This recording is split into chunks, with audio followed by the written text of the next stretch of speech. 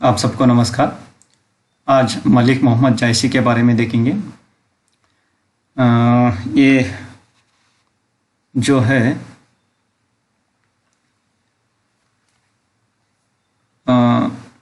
HSTR मतलब Karnataka government high school teacher का जो रिक्रूटमेंट हुआ है उसमें दिया गया है।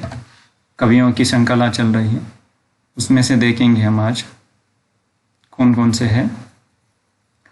टोटल 22 कवि है, 22 कवि में से एक हो चुके हैं कबीर, दूसरा है मलिक मोहम्मद जायसी। तो जायसी के बारे में सविस्तार से पढ़ते जाएंगे, देखते जाएंगे क्या क्या है। मलिक मोहम्मद जायसी का जन्म सन 1494 या 900 हिजरी में, ये मुस्लिम के तहत आता है, मुस्लिम की जो कैलेंडर व्यवस्था है में हुआ। रायबरेली ज़िले में जायस के निवासी होने के कारण ये जायसी कहला है। जायस के निवासी होने के कारण जायसी कहला है। कुरूप होने के साथ ये बाई आंख से काने भी थे, मतलब अंधे थे। शेरशाह से जब इनका साक्षात्कार हुआ तो सुनते हैं वह इन्हें देखकर हंस पड़ा। इस पर उन्होंने सहज भाव से प्रश्न किया, मोही काहे हंसे की कोहर ही तू। मुझ पर हंसा कि मुझे बनाने वाले उस कुम्हार पर। इस पर बादशाह ने लज्जित होकर अपनी भूल के लिए क्षमा मांगी। ओके, आगे है मलिक मोहम्मद गांव में खेती करके अपना पेट पालते थे। वे बड़े अतिथिरायण थे। उनके एक पुत्र भी हुआ था जिसकी अकाल मृत्यु हो गई। इसके उपरांत वे ये विरक्त हो गए और एक फकीर के वेश में इधर उधर घूमते रहे। अमेठी के राजा राम सिंह उनका बहुत सम्मान करते थे। एक घने जंगल में उन्होंने उनके रहने का प्रबंध कर दिया। जायसी की मृत्यु होने पर राज्य की कोठी से थोड़ी दूर पर उन्होंने उनकी कब्र भी बनवा दी थी। जायसी निजामुद्दीन औलिया की शिष्य परंपरा में एक प्रसिद्ध सूफी हो गए हैं। उनके गुरु का नाम शेख मुहीउद्दीन था। अपने धर्म पर उन्हें पूरी आस्था थी और हिंदू धर्म को वह अत्यंत उदार दृष्टि से देखते थे। योग, दर्शन और ज्योतिष्य की बहुत सी बातों का ज्ञान उन्हें सत्संग से उपलब्ध हुआ था। स्वभाव से वे बड़े विनम्र थे। अपनी काव्य क्षमता पर गर्व न करके वे बराबर यही घोषित करते रहे हों, पंडित केर पछ लगा। जायसी सिकंदर लोदी 1488 से 1517, इब्राहिम लोदी, बाबर, हुमायूं तथा शेरशाह 1540 से 1545 के समकालीन थे। शेरशाह का उल्लेख तो उन्होंने पद्मावत के विस्तृत स्तुति खंड में भी किया है। शेरशाह देहली सुल्तान चरिऊ खंड तपय जस भानु। इसके अतिरिक्त अपने 4 मित्रों के नाम भी उन्होंने दिए हैं, जो इस प्रकार है: यूसुफ मलिक, सालार कादिम, सोलोने मियाँ और बड़े शेख। जायसी के 3 काव्य ग्रंथ पाए जाते हैं: पद्मावत, अकरावट और आखिरी कलाम। पद्मावत हिंदी के प्रसिद्ध महाकाव्य में से है।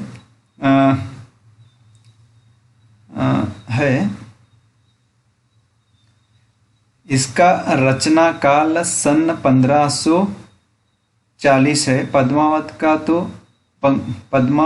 का तो बंगला में भी अनुवाद हुआ है।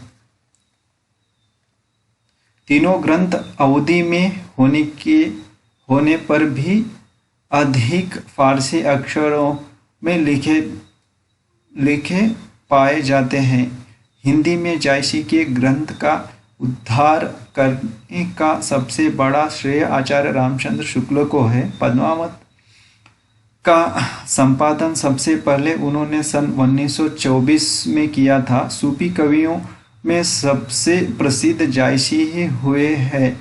उनके काव्यों में लौकिक प्रेम और दिव्य प्रेम में कोई अंतर नहीं प्रतीत होता है।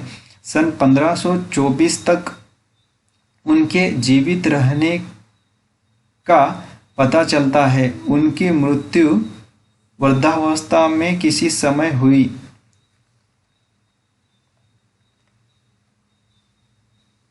पद्मावत की कथा इस प्रकार है। सिंहल द्वीप के राजा बंदर सेन की रूपवती पुत्री पद्मावती जब युवती हुई तो वह अपने तोते हीरामन से प्रेम प्रसंगों पर चर्चा करने लगी। पिता को जब इस बात का पता चला तो वह बहुत क्रुद्ध हुआ। तोता अपने प्राण बचाने के लिए एक दिन पिंजड़े से उड़ गया और एक बहेलिए के जाल में जा फंसा, जिसने उसे सिंहल की काट में चित्तौड़ के एक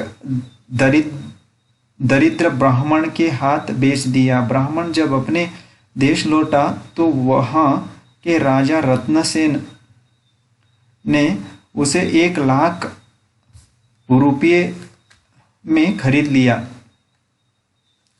एक दिन रत्नसेन की रानी नागमती ने श्रृंगार करके तोते से प्रश्न किया, क्या मेरे समान सुंदरी संसार में कहीं और है? तोता ने हंसकर उत्तर दिया, जिस सरोवर में हंस कभी नहीं आते वहाँ बगुले ही हंस कहलाते हैं। और फिर पद्मावती के रूप का वर्णन किया। रानी ने आशंकित हो तोते को मार डालने के लिए धाय को आज्ञा दी, पर धाय ने केवल उसे छिपा दिया। राजा को जब इस घटना का पता चला तो नागमती का परित्याग कर पद्मावती को प्राप्त करने के लिए 16,000 राजपूतों को लेकर योगी के वेश में निकल पड़ा और कलिंग के राजा से जहाज मांगकर 7 समुद्र को पार करता हुआ सिंहल द्वीप पहुंचा। वहां शिव के मंदिर में उसने अपना डेरा डाल दिया।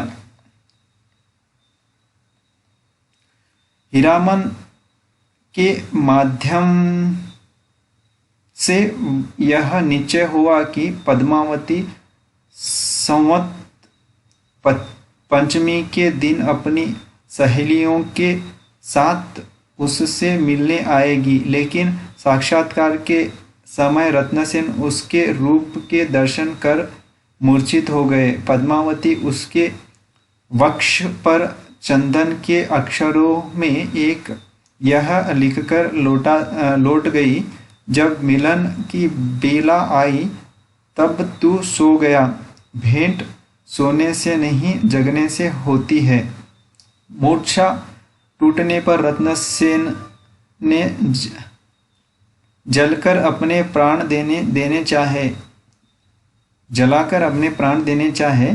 यह देखकर पार्वती के आग्रह से शिव ने उसे बचा लिया और सिंहल के गढ़ में प्रवेश करने का मार्ग बतलाया, लेकिन पद्मावती तक पहुंचने से पहले ही प्रभात काल हो गया और रत्नसेन पकड़ा गया। गंधर्वसेन ने उसके साथियों के साथ उसे सूली देने का निश्चय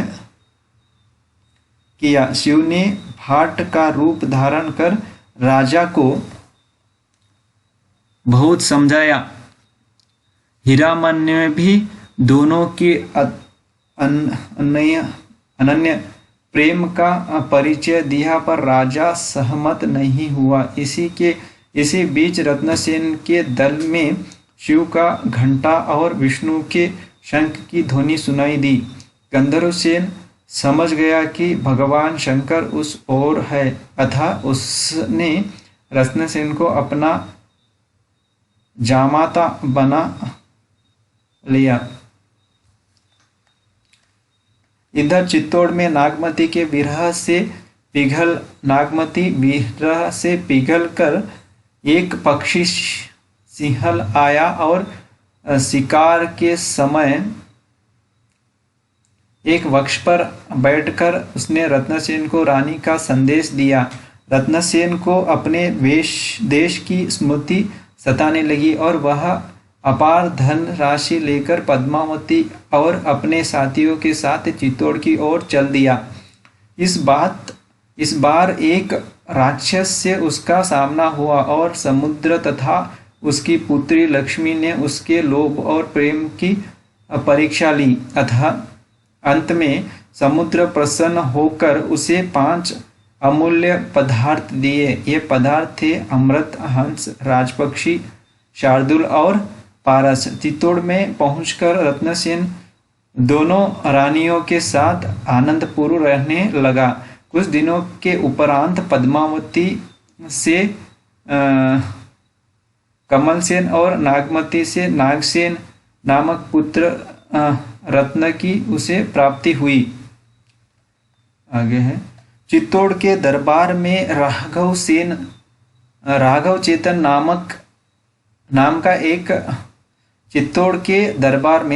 चेतन नाम का एक वाममार्गीय पंडित था, जिसने एक बार प्रतिपदा के दिन कह दिया कि आज द्वितीया है और फिर यक्षिणी की सहायता से आकाश में दोज का चांद दिखा दिया। भेद खुलने पर रत्नसेन ने उसे अपने राज्य से निकाल दिया, पर पद्मावती को यह बात नीति विरुद्ध लगी और उसने झरोखे से अपना एक कंगन दान स्वरूप देकर राघव को संतुष्ट करना चाहा। राघव का लोभ इससे और बढ़ गया। उसने दिल्ली जाकर अलाउद्दीन से पद्मावती के अनित्य रूप की चर्चा की। अलाउद्दीन ने सरचा नामक दूत भेजकर पद्मावती को सौंपने का संदेश रत्नसेन तक पहुंचाया।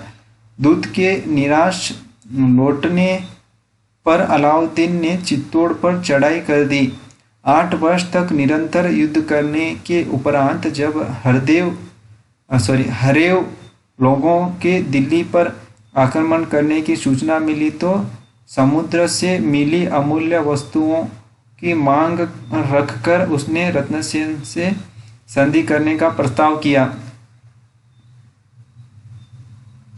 रत्नसेन ने अपनी सरलता से अलाउद्दीन को अपने गढ़ में बुला लिया, जहां शतरंज खेलते समय पास रखे दर्पण के अकस्मात झरोखे पर आई पद्मावती का प्रतिबिंब बादशाह को दिखाई दिया। विदा के समय उसने फाटक पर रत्नसेन के साथ छल किया और उसे गिरफ्तार कर दिल्ली ले गया। इस संकट काल में पद्मावती ने अपनी 2 विश्वास पात्र सरदारों गोरा बादल से परामर्श किया। दोनों सरदार 1600 ढकी पालकियों में राजपूतों को लेकर पद्मिनी को सौंपने के बहाने दिल्ली की ओर बढ़ चले। कर्मचारियों को घूस देकर एक लोहार को उन्होंने राजा के पास पहुंचाया, जिसने उसकी बेड़ियां काट दी। रत्नसेन तेज घोड़े पर सवार होकर चित्तौड़ पहुंच गया। गोरा युद्ध में मारा गया। घर आकर रत्नसेन को पता चला कि उसके पीछे पद्मावती को बहकाने के लिए कुंभलनेर के राजा देवपाल की ओर से एक कुटिनी आई थी। इससे वह बहुत क्षुब्ध हुआ और बिना विश्राम किए उसने बदला लेने चल पड़ा। द्वंद्व युद्ध में दोनों मारे गए। रत्नसेन के शव के साथ नागमती और पद्मावती दोनों सती हो गई। इधर अलाउद्दीन की सेना ने चित्तौड़ को घेर लिया। इस युद्ध में वीरतापूर्वक सामना करते हुए बादल खेत हुआ। वीरतापूर्वक सामना करते हुए बादल खेत हुआ। इस प्रकार यद्यपि पद्मावती अलाउद्दीन के साथ हाथ नहीं लगी, पर चित्तौड़ पर मुसलमानों का आधिपत्य हो गया।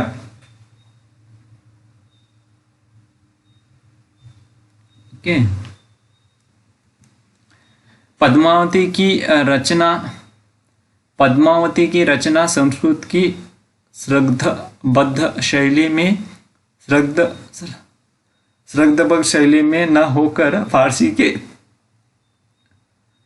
मसनवी काव्य के आधार पर हुई है। इसी से आचार्य रामचंद्र शुक्ल ने इसे महाकाव्य नहीं मानते। उन्होंने सभी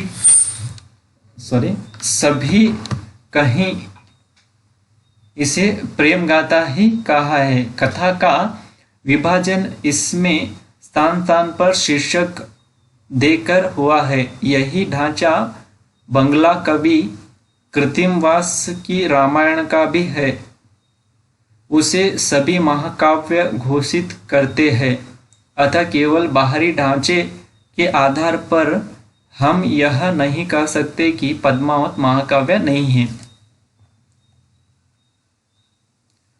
प्रेम गाथा नामकरण इस प्रकार की कृतियों की मूल संवेदना को दृष्टि से रखकर हुआ।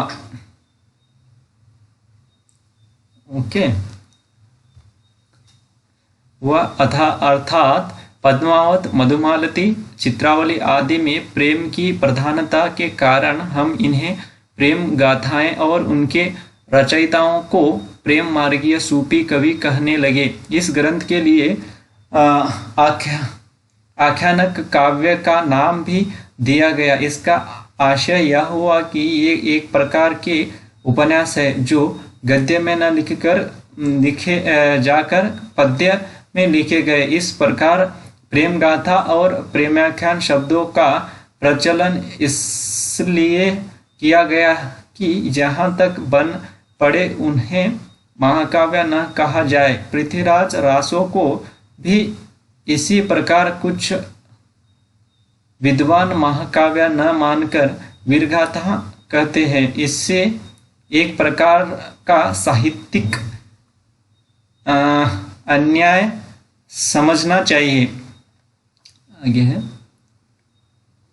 प्रेमाख्यानों के लेखक मुसलमान और हिंदू दोनों हैं। यह दूसरी बात है कि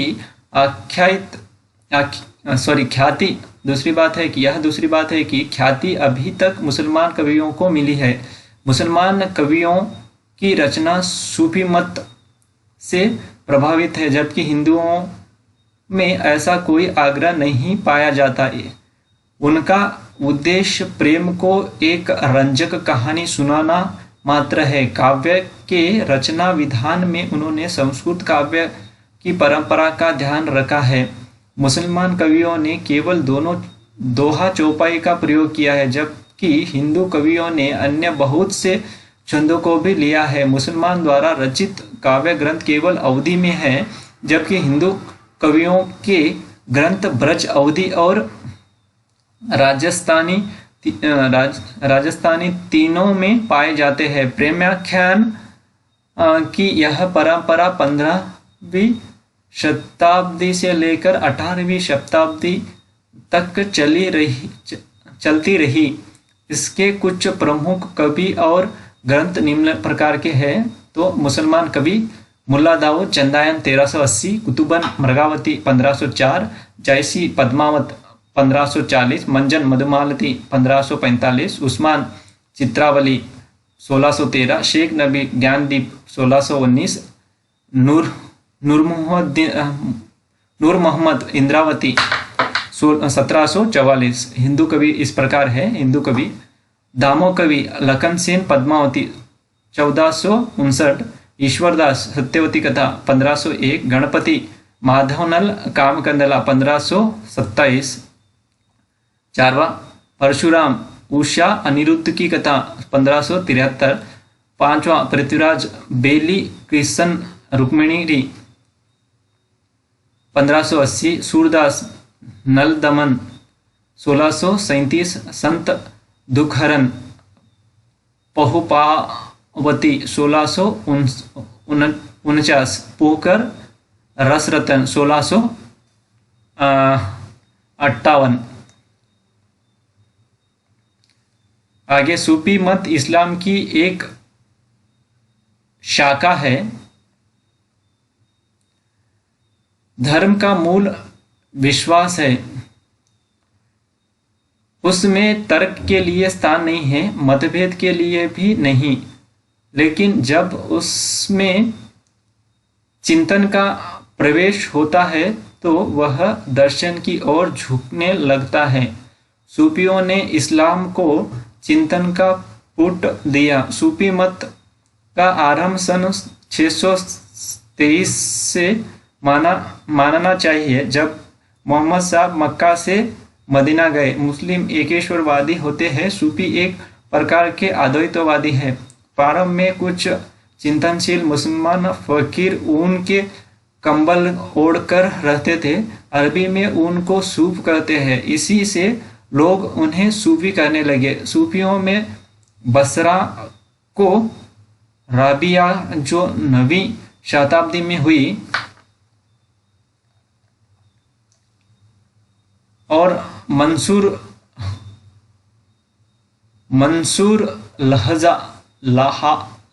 हलाज जिसे सन 922 में सूली पर चढ़ा दिया गया, बहुत प्रसिद्ध हो गए।